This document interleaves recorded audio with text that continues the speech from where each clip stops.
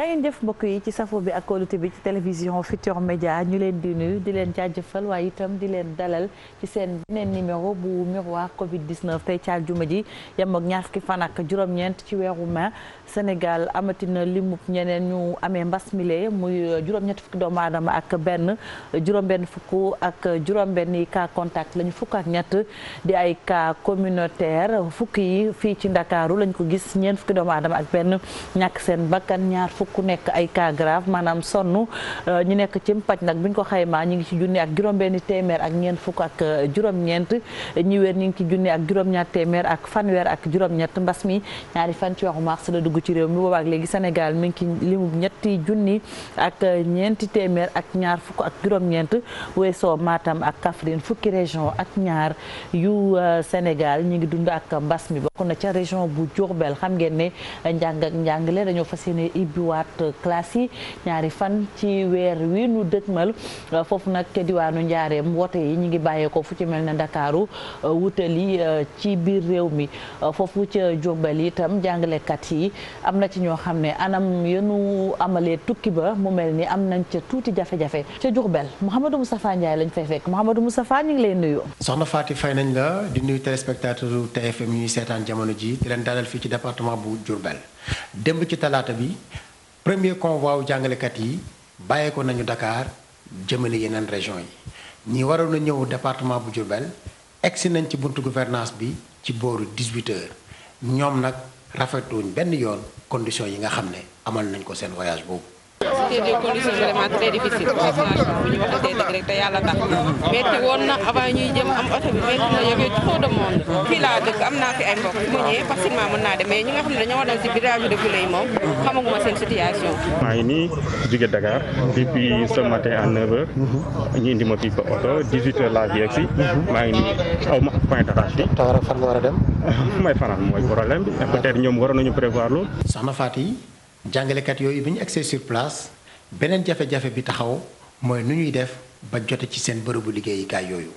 kilifa gi jiite njàng mi ak njàngale mi di wut ay pexe. am na ñoo xam ne tey mënuñu egg fu ñuy jàngale ñu seet nan la ñu war a def pour ñu fanaan suba ñu uteel leen moyen pour ñu mën a dem nee nañu am na ñetti bis yu ñëw te bu soobee yàlla mais fii njaareem la loolu mooy suñu chance. nekkul région boo xam ne tey mun nga tiit diggante commune bi ak capitale régionale bi ak gox-goxaat yi moo tax am nañu yaakaar ni ñu bëri dinañu am dal. taxawaay autorité locale yu dëkk bi kuréel gi ëmb syndicat yi ŋàññ nañ ko lool. autorité administrative moom jotoon nañ ñoom ay instructions ñu ne leen bis bu jàngalekat yi ñëwee dañu def dispositif pour fexe ñu dem ci département bi ñu yóbbu leen mais defuñu dara dañoo toog di xaar ba ñëpp ñëw ñu jéem ay pexe moi je pense que loolu échec la. am ñoo xam dañ bàyyi seen doom à Dakar tey ñëw di jàngale si ñun leen da ngeen opérationnel da ngeen efficace si li ngeen def loolu ay jafe-jafe la. soxna Fatou lii lañ leen indi doon tey ci miroir Covid 19 di leen dig daje beneen yoon Cheikh Seck moo nekkoon ci caméra bi ak montage bi. Mouhamadou Moustapha Ndiaye ci kàddu gi. Mouhamadou Moustapha Ndiaye ñu sant ko bu baax gërëm ko dem fële ca diwaanu Matam foofee itam ña nga fay wàccal ibbiteeb classe yi ñaari fan ci weeru juin bi nu dëkkmal xam ngeen ni itam Matam bokk ci ñaari région yi amagul mbas mi ba tax na itam ñu ne lépp lu jëm ci ay matukaay dinañ ko matal ngir frek ba mbas mi bañ a law ca Matam Ali Bandel ña ngi la ñu fay fekk Ali ñu ngi lay nuyu. maa ngi leen di fay di leen dalal jàmm fii ci région bu Matam jàngalekat yi junni ak lu teg genn wàll ñibbisi nañu fii ci Matam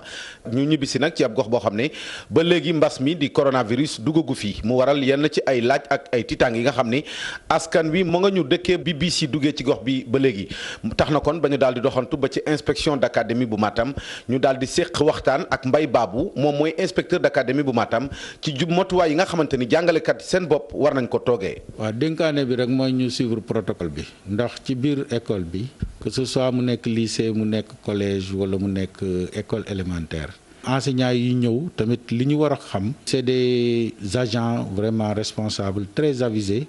ndax macha allah ay intellectuels nañu fi ñu jógee du fu nekk la ñuy dugal seen tànk te tamit ils ont consenti des efforts assez importants pour revenir ñu def vraiment liggéey bi nañ leen ko santé leneen li si des si école yi ñu am yëpp ci lycée yi ñu am yëpp ak collège yi ñu am yëpp vraiment am na ay comité de veille et d'alerte avec la Croix-Rouge qui nous a promis de nous appuyer dans ça yaakaar naa loolu yëpp buñ ko boolee wax dëgg yàlla mën nañu ci reprendre. ci terrain bi nag gannaaw ñaari fan ci weeru juin lañ leen woo ngir ñu ubbiwaat l'école yi waa service national de l'hygiène wër nañu mboolemu bërëbu jàngukaay yooyu la ñu daal di koy désinfecté participation collectivité territoriale itam fës na lool ndaxte bu ñu jëlee misaal ci dëkku Matam maire bi jébbal na lépp luy jumtuwaay ak i matériel yi nga xamante ni gaa ñi soxla woon nañ ko Mamadou Mori Diaw mooy maire Matam. bi ñu waroon raxas c'est déjà fait ñu ngi mairie. xam naa ne à partir de samedi ou dimanche on va mettre ça dans les écoles seen produit de lavage ak seen gel de désinfection plus les bavettes sinon ce que les Sénégalais appellent masque tout ça c'est au niveau de la commune de Matam incha allah danañ diligenter yëpp ci week-end mi dans les écoles. et puis ndongo yi rawatina ñoo war a def entrée en sixième di ay xale yu tuuti war a nekk ci CM2 ki nga xam ne moo di IEF bu Matam jàpp na ni fi mu ne waajur yi amul waratuñu am xel ñaar ni disposition yi war yëpp jël nañ ko ngir que lépp mën a jaar ci yoon. mais lancer un appel aux parents d'élèves amul benn problème xale yi mën nañu ñëw jàng si le 2 parce que am na yenn parents yi te c'est normal aussi ba léegi nii xaw nañu am njàqare ci affaire bi.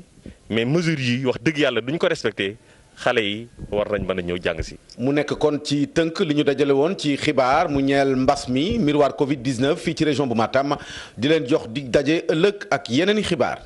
Matam la woon ak Ali Bandel Niang ñu wéyal ba tey mbokk yi miroir Covid 19 doxantu ca diwaanu Ndar géej fekki fa Ousseynou Diop Ndar ñaari ayu bés a ngi nii mbas mi amuñ ci benn ci cas ba tax na sax ñuy gën a wéy lépp lu jëm ci wàllum sensibilisation artistes yi fekk baax foofilee di yëngatu ci wàllum caada fent nañu ab woy dippee ko jàmm loolu nag ñaaxaskan wi lañ ci jublu ne ñu ngir xeex mbas mi ñu dem ca Ndar géej Ousseynou Diop lañ fay fekki. jërëjëf Ndar géej li ñu koy ubbee bokk na ci wàllu coronavirus bi nga xamante ni mi ngi lëmbee réew mi Ndar nag ñu ngi sant yàlla ndax lu toll ci ñaari semaine a ngi nii dégg nu fi kenn koo xamante ni am nga feebar bi leen loo xamante ni mën nañ ko ci yokk mooy artistes yi ndaxte jamono ji nee nañu ñu ci bari ci askan wi dañu xaw bàyyi seen loxo moo tax nag ñoom daan nañu booloo nekk benn la ñuy wax nag mooy nit ñi nañu gën a fagaru dem nañ fekk leen ci studio bi nga xamante ni fa ñu enregistré seen i son Mbaye Ndiaye moo wax seen i kàddu.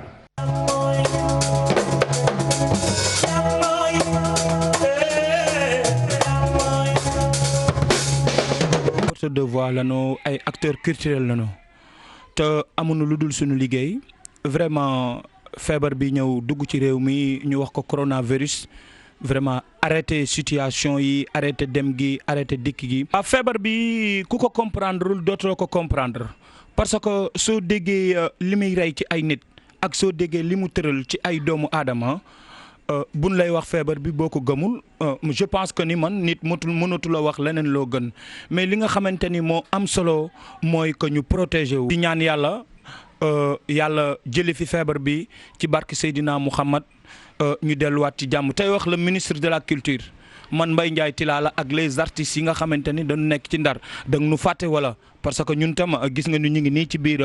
magasin bi tey liggéey bi dara doxatul on est obligé ñu toog suñu kër comme nin ko waxee. mi noonu miroir Covid 19 ci diwaan Ndar géej Ousseynou Diop Habib Seck ñu leen di gërëm di leen di sant. Ousseynou Diop ca Ndar ngeen taaxirlu mbokk yi ñu ñëw wéyal miroir Covid 19 xibaar yi ñeel mbas mi ci biir réew mi ak ci biti réew.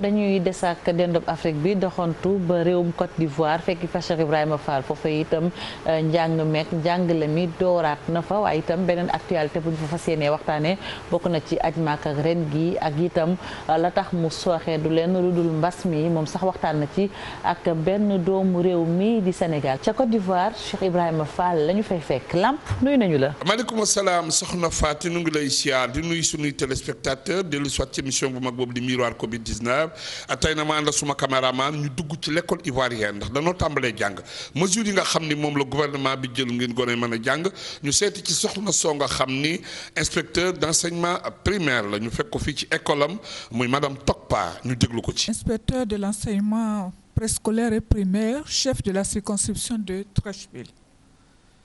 Comment la reprise a été effectuée dans les établissements préscolaires et primaires de Côte d'Ivoire? Par ma voix, je voudrais rassurer la communauté internationale, les parents d'élèves, pour leur dire que la reprise a été effective.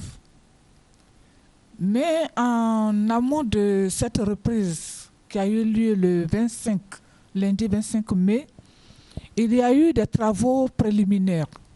entrepris par notre ministère de l'Éducation nationale qui a offert à tous les enfants du Grand Abidjan des cache-nez pour la reprise. Ce même ministère, dis-je, a offert également du gel pour le lavage des mains et des dispositifs sanitaires. bi ñu tàgg ak madame Tokpa ñu dugg ci beneen association ba nga xam ne ay femmes sénégalaises ñoo koy diriger di yóbboonte màkk ci seen biir ren nag Covid 19 jaar fii soxna Fatou ñu déglu ci la présidente Marème Gadiaga. ñun waa AFEPES maa ngi nuyu ñëpp ci sama tur man Marème Gadiaga maa ngi nuyu ñëpp képp ku bokk ci groupe bi rek bokk ci association bi maa ngi lay nuyu di la ziar di ñëw rek nag ci cadre Covid 19 di leen wax ni. àddina bépp la mais sant yàlla rek baax a baax ñoo ngi sant bu baax metti na nag trop waaye ñoo ngi ñaanal ñëpp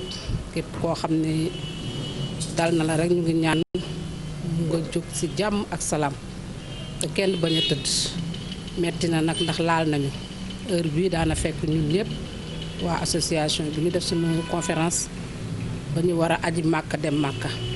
waaye ren Covid 19 bi tax na ba mënuñu ko def activité yëpp taxaw ay restauratrice lañu tamit di jaay ceeb mais lépp taxaw na mënuñu ci dara mais nag àddina la nga xam ne chaque année dañu yóbbu nit màkka ren nag Covid 19 bi moo tax defuñu ko waaye ba tey rek activité yaa ngi fi ñu ngi ci année prochaine bu soobee yàlla incha allah nañ ko daan defee nawoon fa. jërëjëf soxna Fatou foofu laay wàccee suma kàddu di nuyu suñuy téléspectateurs di leen ñaanal jàmm ak tawféex di ñaan yàlla sans borom tàggale ñu ak le Covid 19. bu ñu jaajëfalee bu baax a baax Cheikh Ibrahima Fall Lamp ca réewum Côte d'Ivoire dañuy jàll Maroc fekki fa Khadim Mbaye mu wax itam ci beneen xibaar tey yam ak ñaar fukki fan ak juróom-ñeent ci weeru ma kilifa yi nag jël nañu dogal ngir tijjiwaat rek restaurant yeeg yenn café yi ak lu ne mel loolu nag xibaar bu neex la ci ñi nga xam ne ñoom ñoo nekk foofu lu ci mën a am moom Khadim Mbaye jox na kàddu doomu Sénégal yi nga xam ne dañuy yëngatu ci wàllu woowu nekk ca réewum Maroc Khadim. xibaar bu neex la jëwriñ ji nga xam ne moom la ñu dénk wàllu njaay mi ak njënd mi daal di xamle marocain yi mu di ubbee café yi ak restaurant yi fii ci Maroc ku ne xam na ni café yi dafa nekk barab boo xam ni barab bu am solo la daanaka koñ boo dem rek am na fa benn café bu fa nekk wala yu baree bari marocain yi tamit bëgg loolu di génn waaye nag dafa mel ni dogal bi nga xam ni moom la kilifa jël dañ cee xaw a laxas jaan ba tax ñoom dañoo xaw a ragal rawatina nag sénégalais yi nga xam ni ñoom ñoo faree fële ca Marrakech yor fa ay restaurant te dañu ne juste li nga mën a def ay livraison à domicile mais joxaguñu autorisation pour ñu mën a tijji carrément teg suñuy chaise comme ni ñu ko daan defee mais nag problème bi mooy dafa am loo xamante ne leeraluñ ko mooy tijji bi ñuy tijji ba ban heure la ñuy tijji parce que fii confinement bi ñëpp xam nañ ni 18 heures la doon yem. Comme ce sera compliqué pour deux raisons. La première mooy amuñu marchandise parce que marchandise bi Sénégal lay jógee et deuxièmement aussi la clientèle parce que nous on travaille qu'avec la clientèle européenne donc on n'aura pas de clients même si on ouvre on n'aura pas de clientèle et le hic c'est que boo commencé liggéey sa bailleur di nga ko fay location. lii nga xam ne nag moo leen xaw a tiital tuuti moo di tëj bi ñu tëj frontières yi ba tey ndax Sénégal amaguñ ci loo xam ni leer na ne ni dañ koy ubbi fi mu ne nii ci nu mu gën a gaawee tey fii ci Maroc doon sax ñi ngi defaraat barab yi maanaam aéroport yi di xool ba xam askan wi touristes yi ak dem beeg dikk bi na lañ koy mën a daal di yëmbalewaatee waaye nag amagul ci lenn loo xam ni leer na leen ba tax fi mu ne nii daal dañoo jël seeni loxo teg ci seen bopp. Khadim Mbaye ca Maroc ñu sant ko bu baax gërëm ko wéyal mbokk yi miroir Covid 19 doxantu ba Europe dugg réew mu ñu naan Italie fekki fa Augustin Faye mu ànd ak ñun doxantu ca Milan rawatina ca consulat ba fekk fa ay doomu Sénégal yu am ay jafe-jafe yi këyit yu ci mel ni carte d'identité wala passeport ca Milan Augustin Faye la ñu fay fekk ma nga ca buntu consulat ba Augustin ñu ngi lay nuyu. Soxna Fatou Dieng ñoo ngi lay sant di la nuyu it tey nag ñoo ngi fii Milan ci nag consulat général bu réewum Sénégal bi fi nekk. mu waral suñu teewaay fii nag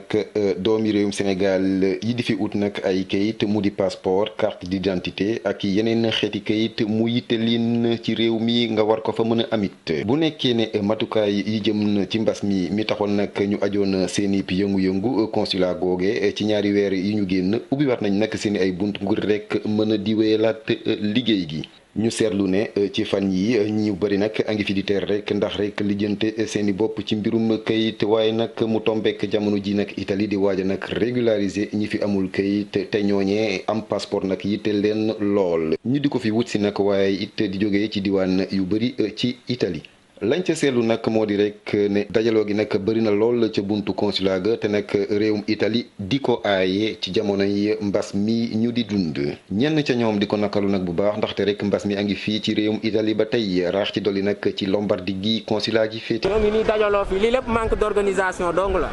waaw ñii dañuy ñëw tey bëgg a dugg. ñi am na ñu fi fanaan 2 jours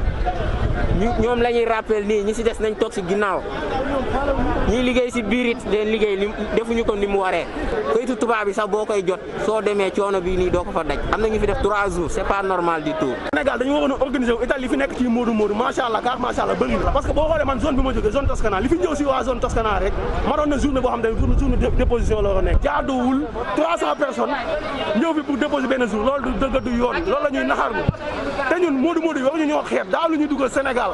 boo mi njaboot lañu ay kilifa lañ dañu war a respecté passeport la ñuy déposé moom boobu léegi ñu ñëw fexe ba dugg si biir instant boo ñëwee yaa ngi faral ba ay 2 jours 3 jours dafa ñuy jógee dafa sori mais quand même ñu yem ñu liggéey dafay jaaxaani lii la lañ koy bañ xool lii rek xool lii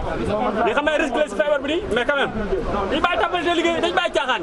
ba tey rek lu jëm ci jafe-jafe te ñu nag gis ko rek ci buntu consulat bu réewum Sénégal fii ci Milan tàllal nañ nag suñu micro ñaar ci ay doomu réewum Sénégal yi di fi dund ñu amit nag gis-gis nag gu yaatu rek ci askan doomu réewum Sénégal bi nekk fii nag ci Italie mu di El Hadj Kabo di animé nag benn émission jëmale ko ci diaspora bi fii ci Italie ak nag kii di Baye Diouf xam-xamam màcc lool nag ci wàllu migration mu nekk it ba tey rek ab syndicaliste ñu teewlu leen. actuellement état italien dafa bëgg régulariser ñoo xam ne amuñu fi kayit donc mu concerne beaucoup de Sénégalais mais dañu am loo xam ne lu ñaaw lu ñuy gis mooy dajaloo bi dànqalikoo bi ak sa mboxloo boo xam ne moo am si buntu consulat bi pour jéem a uti passeport boo xam ne moom moo leen permettre ñu mën a am kayit boobu ñuy wax nit yi pandémie la ñu nekk mbas la ñu nekk dafa am benn comportement responsable boo xam ne képp kuy sénégalais moom nga war a am c'est vrai que seen devoir ak seen droit la ñu nekk pour jéem a am kayit boobu parce que moo leen permettre ñu mën a am kayit boo xam ne moo leen mën mais liberté d'entrée et de sortir comme il faut mais cependant comme mbas la ñu toll am na benn comportement boo xam ne képp kuy Sénégal te moom nga war a am si réew mi ñu nekk ni muy di Italie. ñu wax tamit l'état sénégalais précisément waa consulat de Milan am na benn comportement boo xam ne war nañ ko def wala benn am na liggéey boo xam ne war nañ ko liggéey ba nga xam ne képp ku ñëw boo ñëwee nga mën a déposer sa carte doo fa taxaw seen liggéey moom mooy sensibiliser la communauté sénégalaise ñu mën déposer sans perdre leur temps. Alors, ce qui s'est passé hier, avant-hier, avec tey devant le consulat, évidemment, neexul sax ñu fay liggéeyee ak ñun citoyens sénégalais yi nekk fii yeewu rek ci biir centre ville bi fii su consulat bi nekk plus de 200 personnes rassemblées wu ci biti sans respecter la distanciation sociale. ñu ngi koy méttilu mais ce qui s'est réellement passé mooy Italie day maye këyit te le 1er juin lay commencé. xale yu bëri yu fi dugg jugee Libye ñu ci bëri amatuñ passeport tant que mayuñu woon këyit amuloon problème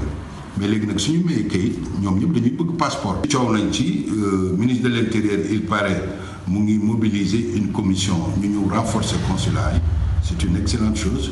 mais je pense que jot na ñuy prévoir yenn phénomènes yi ñu ciy waxtaan surtout nag entre les autorités consulaires ak les associations de base. waaw soxna Fatou Dieng li leen indiloon tey fii nag ci consulat bu réewum Sénégal fii ci Milan di la jox rek dig daje ëllëg nag ci beneen numéro miroir Covid 19 ak yeneen xibaar.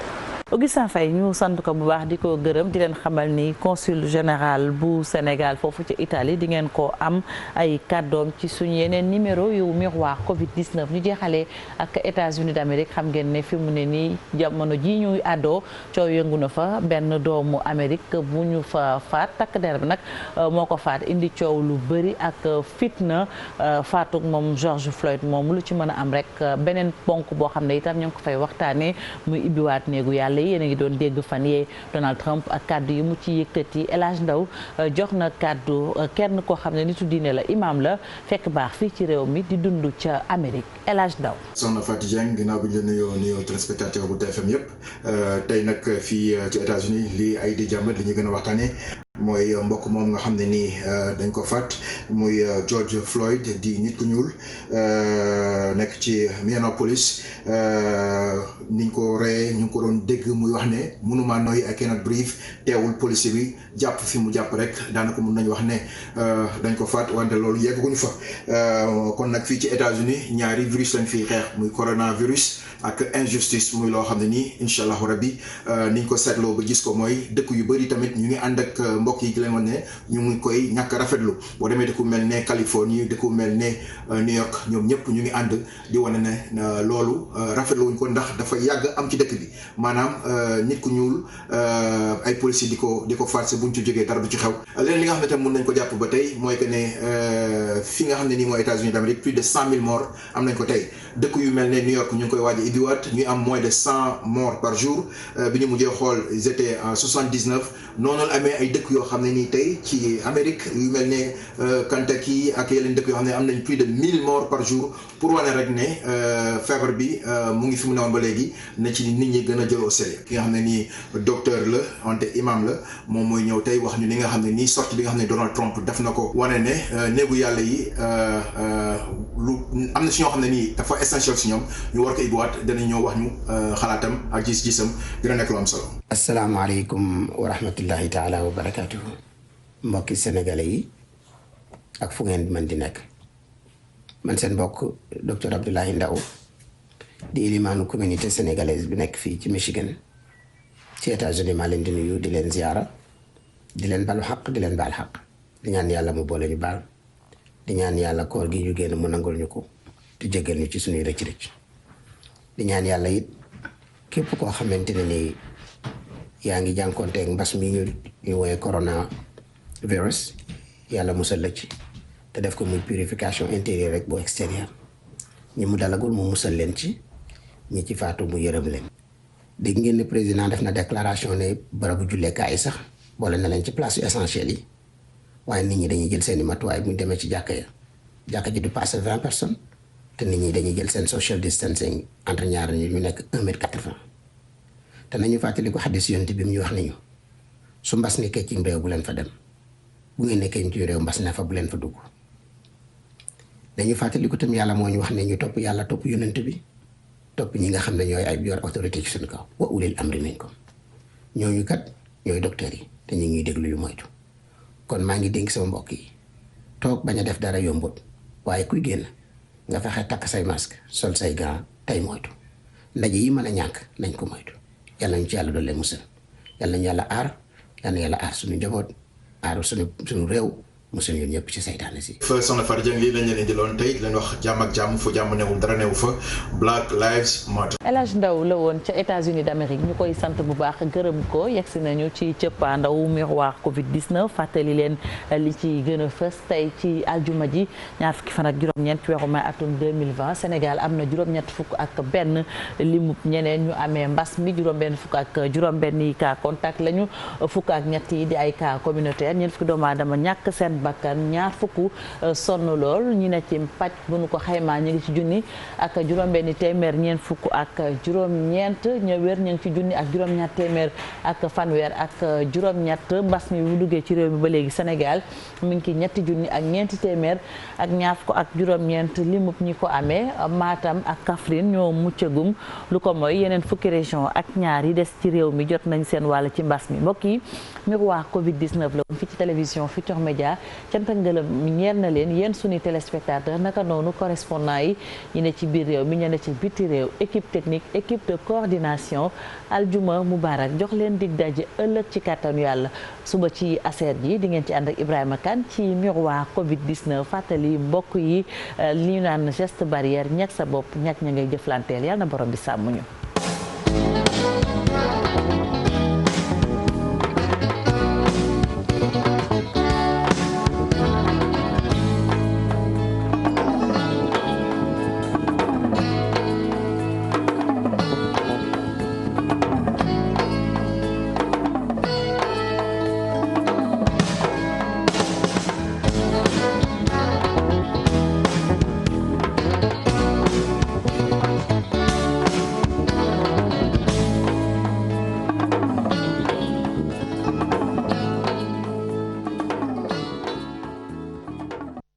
We